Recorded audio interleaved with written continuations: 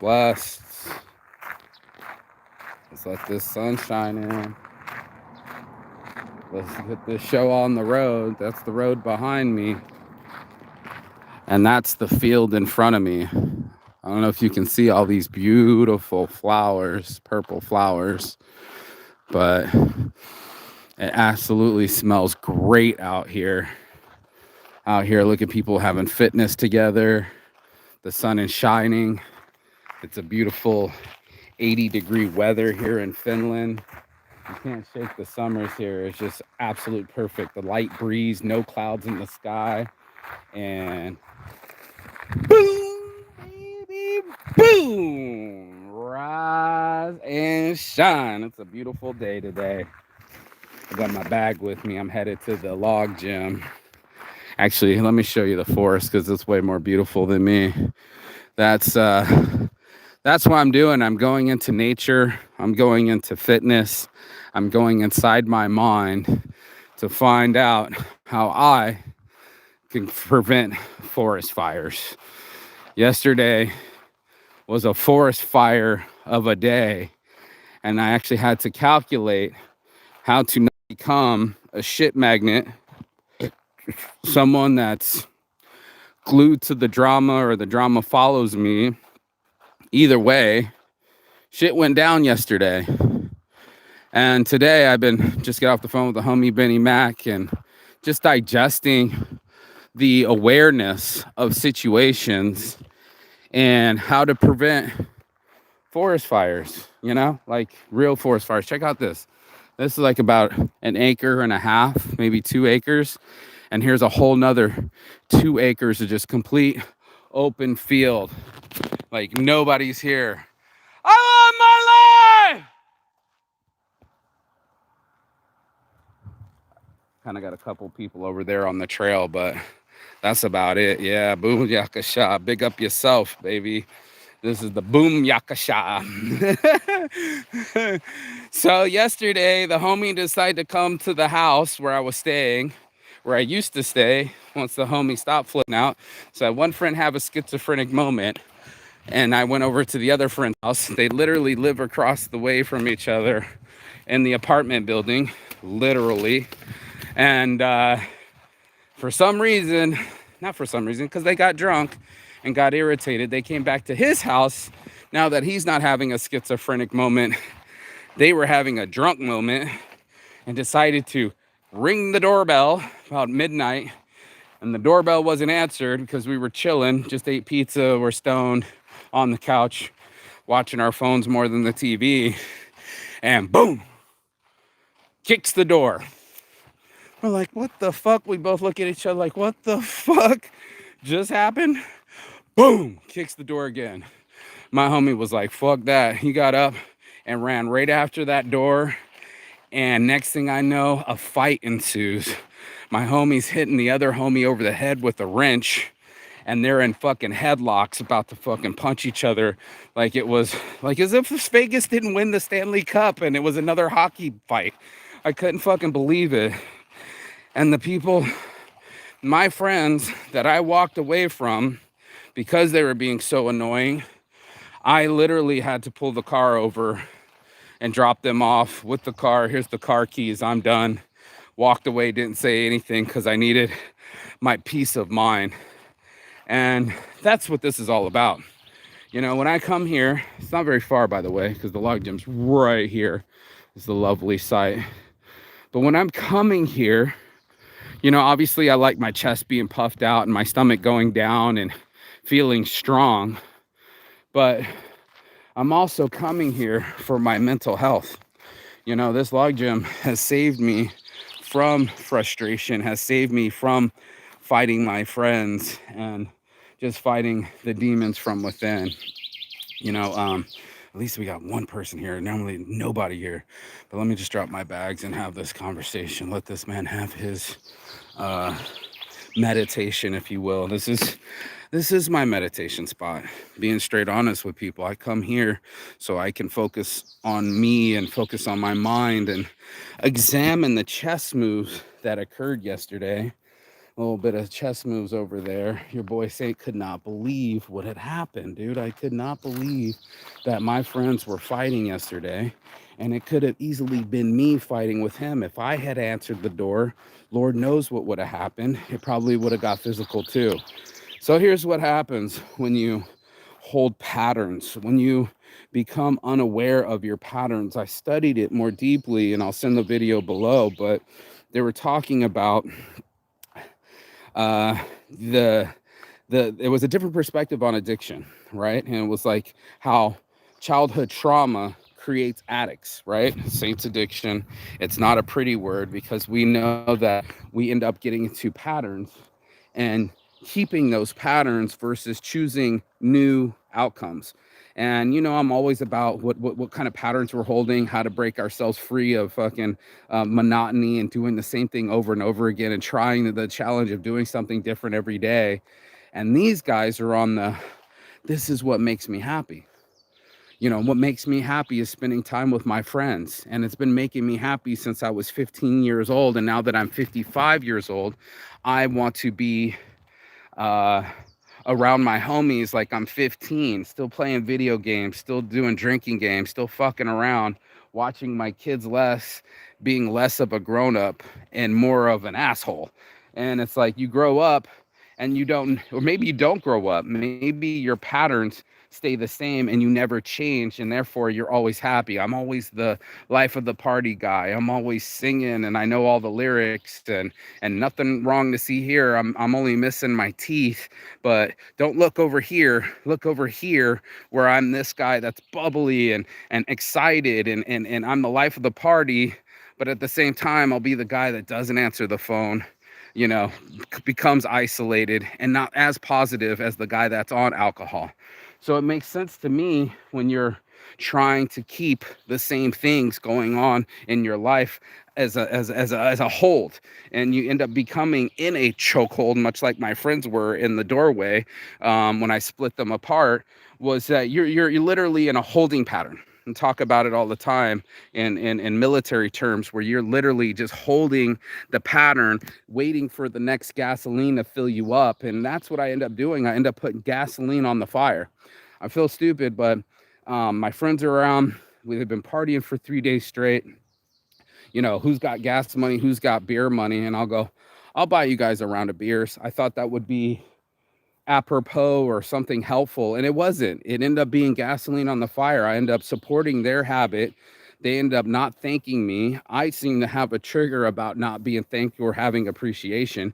Like I know, when people get drunk, they become less appreciative of everything, right? When they're drunk, they don't give a fuck about anything. You become a really big asshole. It's the same like cigarettes. You become entitled. Like, I want my smokes right now. I don't give a fuck if you smell my cigarettes around you, or even if there's children around, people will still smoke cigarettes. And that's why I was like, it started to dawn on me. I started to dawn on myself that these things were happening, and it was my job as a human being to pay attention and have some sort of awareness of what I was feeling. Yesterday, I sat there in the park for a good 5 hours, not touching my phone, not talking to anyone, pretty much in a really grumpy mood. And what had happened is that they wanted to hold the pattern, and I wanted to do something new. Got a cop stick zombie in my face here.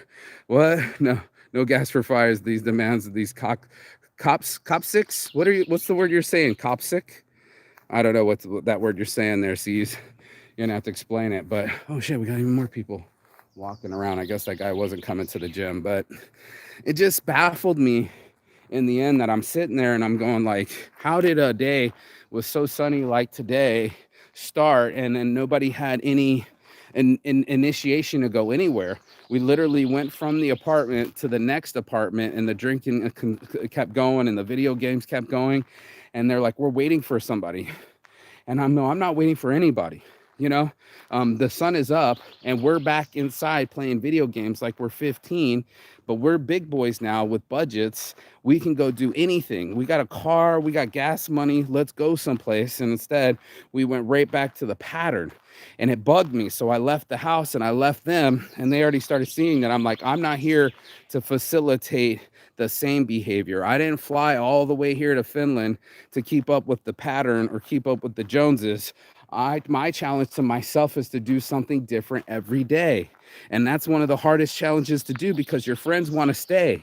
They want to stay in the same holding pattern. They want to keep drinking their way out of their problems. They don't want to face anything. They don't want to have to face their kids, how much time they spend with their kids, the quality of time they give to their kids, the person that they show up with when they're with their kids. So it's like, if you've been partying 3 days on speed and booze, what kind of dad are you when they do finally show up? Maybe they're not there that day, and congratulations, you're not doing methamphetamines in front of your kids, but you are doing when they're not around. So when they do show up, guess who's tired? Guess who's not full dad? Guess who's not the best dad they can be?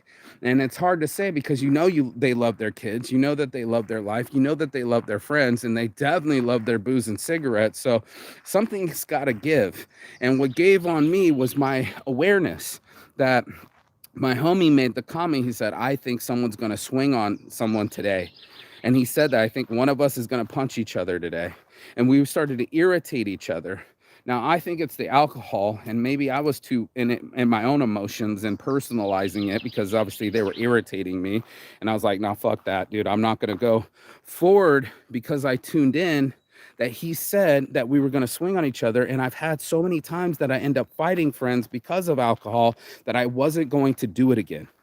You get what I'm saying? That this time I was like, as much as I wanted to go into Helsinki, East Helsinki, and go to the beach with my friends, and we were right in the car, ready to go to this beach, I also didn't want to physically fight my friends, and that decision had to be made, where I am starting to see me wear out my welcome with people. I'm staying in their country and their patterns, and hopping in the middle of their labyrinth and trying to figure a way out. They're already been holding that pattern, wearing a route, much like the trail here. It's just been wearing here. All the footpaths, as many times as it's been walked, creates the path that you continue on. You kind of continually stay on the same path, wearing a fucking pattern in the carpet. And it's sad, because there's so much more to life than that. And I thought that I would inspire them to that, whereas like, it's not just your small little world. There's more of a world out there. And like Benny Mac was saying, he was like, that's their safety nest. All you're going to learn is that your parents are coming. This is your world. You're in this nest, and all your parents just drop off and give you food and supplies. You're safe. And there's a lot of people that just want to play it safe. It's like, shit, what's a happy day to you? Well, happiness to me used to be cocaine and fucking a Corona with a lime and a shot of Patron Silver chilled was my happy. I felt if I had that there in my hands, Coke in my pocket, I was a happy individual. And lo and behold, I went to Ensenada prison for 3 days and 3 nights. Like, I've paid the price for having weak repercussions. I paid the price for being the guy, and literally that guy at the bar was like $350. What did you say here? At the bar by myself, because I was so intoxicated and everybody was running up my bill. Human corpsicle, copsic. Nothing alive inside like a soul. Very much like that. Like, they're moving their mouth and they are humans, but then they're numbed. They're so numb that they do turn into zombies. Preserve your humanness at any cost. Maybe a little Spanish pause in order for the saint. Oh, dude, I spoke all the languages. Yesterday, my buddy called me from, he's Venezuelan, but he called me from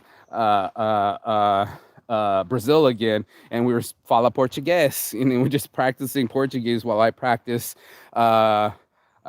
Finnish, which is amazing because I didn't think my brain could do it, but it came alive. Well, that's what I want to do. I want to keep my brain alive, and I didn't want to let some shit happen where I wasn't alive and something really bad happens, and then you weren't paying attention, and now all of a sudden you're in trouble. And it was just like, how many times does the universe have to whisper to us before we listen to it, and it starts to shout at us? And that's what I remember from my mentor, Terry Prince. He would say to you that first the universe whispers, then it roars. And the whisper to him was when he was in the thing.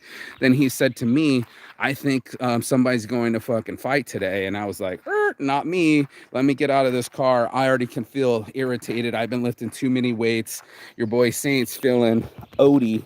You know, like, I don't want nobody to talk shit, and if you talk shit, I might bust your lip type shit. You know, when you're getting a little too much testosterone, you're just not as cool as Fonzie, right? You're not the cool guy anymore. You end up being the rude guy, and the guy that, like the guy said in the fucking comedy, he goes, you know, it's a club, people bounce into each other, but after about 10 shots of Hennessy, I'm on some nah.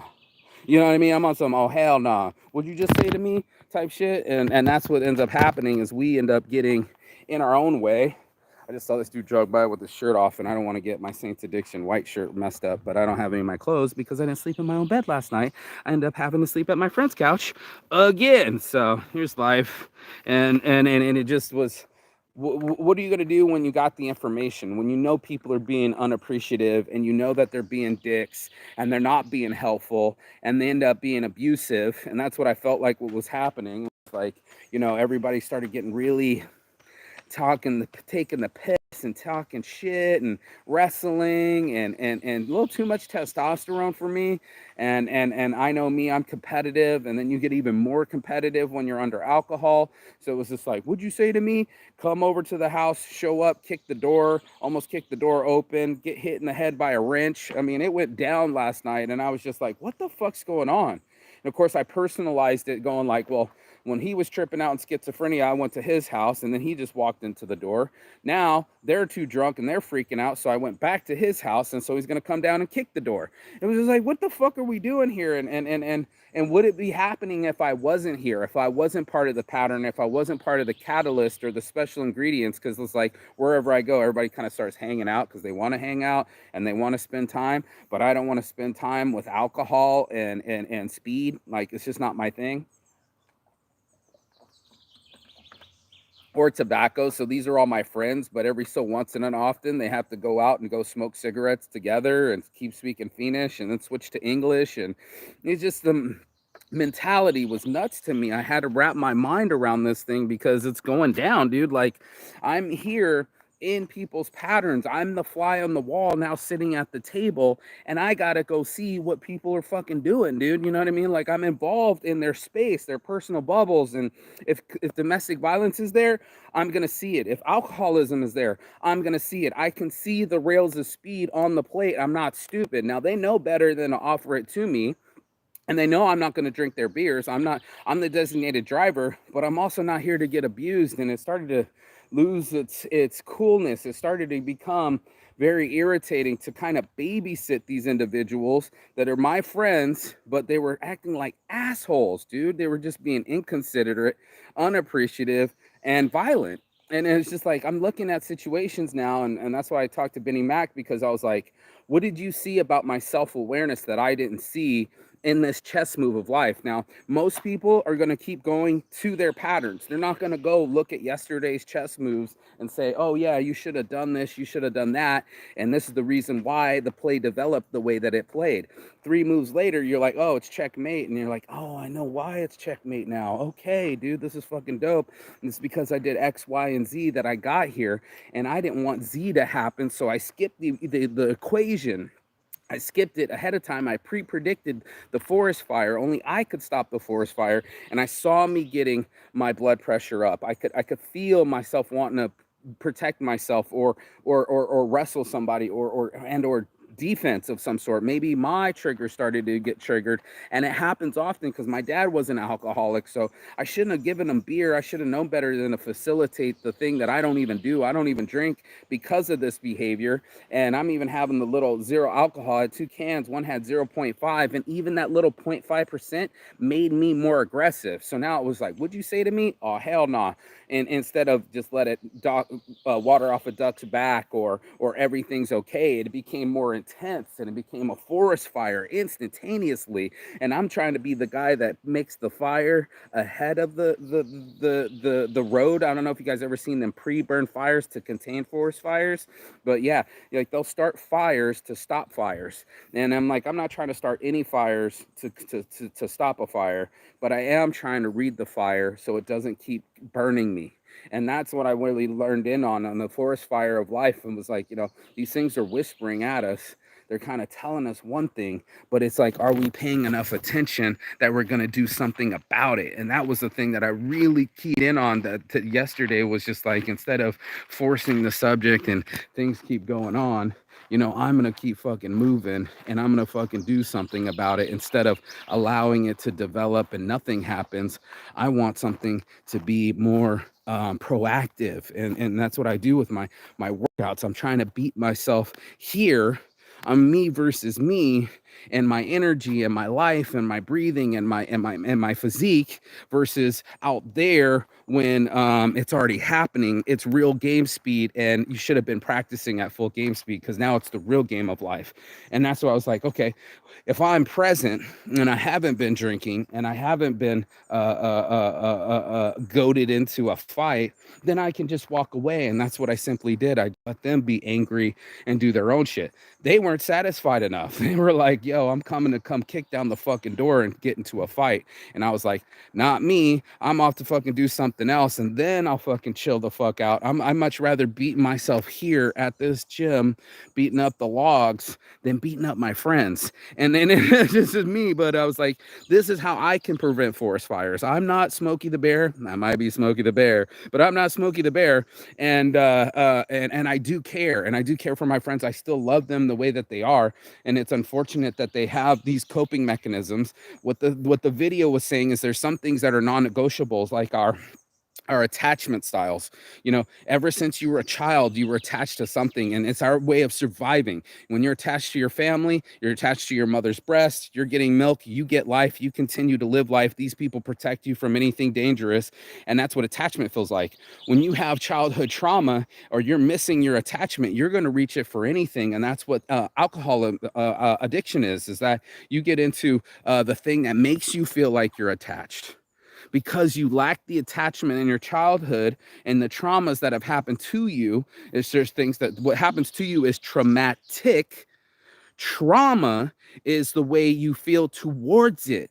So it's what happens to you after the traumatic event. So something traumatic happens to you, car accident, parents fighting, you name it. We all have lost someone in our lives. These are traumatic events.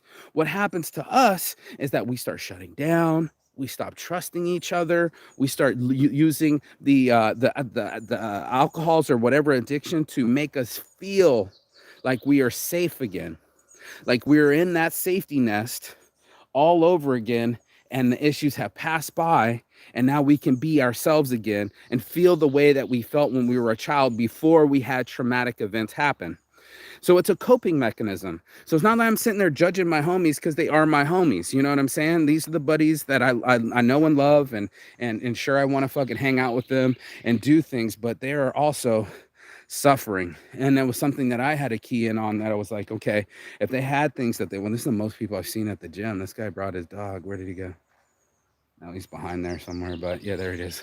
But yeah, man, it was one of those things where I saw it finally for my first time to go, I've been horrible at conflict my whole life. I'm your huckleberry. I'll put my fucking horns down and go charging in. Someone says some shit, I'll go fucking fight them. And all that shit turned up to be just that shit.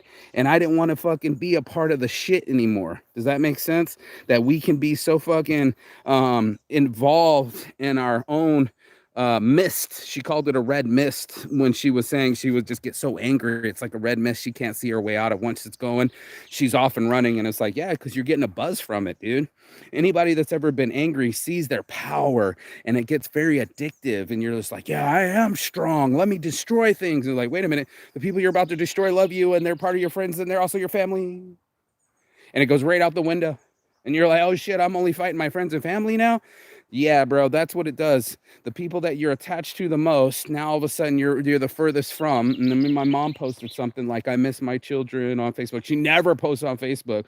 And something about some are just living their lives, some don't talk to me at all. And I called her and I told her that I loved her, because part of it was that we always are linked. Even if my mom wants to be a bitch or something, the old familiar ride tide, yeah, back burning, or a backfire. Yeah, that's what it was. Nicely handled, Saintly. Thanks, bro. How about, damn, roll up, dude. I'm about to. My homie's coming through fighting over you. Is it a drunk cray cray too? Yeah, wasn't like they're fighting over me, but they were kind of mad that I was like, I don't think we should hang out right now, because the day had gotten so salty, and I dropped them off already. We needed space between each other. After about 5 hours at the park, they were like, where are you? We're gonna come be where you are. And sure as fuck, they showed up, and they came to the house, and a fight ensued. So I felt like I was a bit of the catalyst in it, but I also wanted to be the backburning or backfire to it as well, and prevent the forest fire from happening or coming towards me. Even though it was still coming and it did show up, it didn't burn as much, I guess. And there was still some burning going on. This dude's doing his squats. How dope is that? But I don't know, man. I'm hopping around the world, and people are still got turmoil and trauma events that's happened to them. Even though I'm looking for healing, people are still hurting. It's one of those things where it's like, wherever you go, there you are. No matter where I go, there will be people that have issues. No matter what I do, those issues might start to rub off on me. And no matter what, I just didn't want to be a shit magnet or part of the problem. And I started to try to be part of the solution, where I don't add any more gasoline to a situation that's already on fire.